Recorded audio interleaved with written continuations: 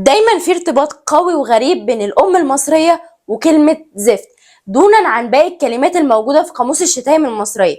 يعني مثلا، ولا أقول لكم ما تيجوا نشوف أحسن. خد يا زفت، هات يا زفت، قوم يا زفت. وهنا بيبقى مقصود بني آدم زي ما انتوا شايفين. سيب الزفت ده وقوم. هتفضل ماسك الزفت ده طول النهار؟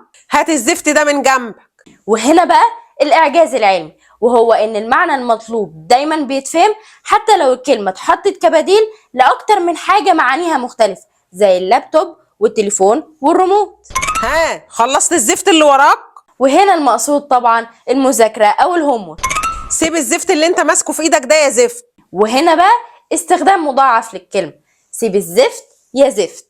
انت يا زفت الطين. وهنا بقى استخدام الكلمة كمضاف للمضاف إليه، زفت الطين.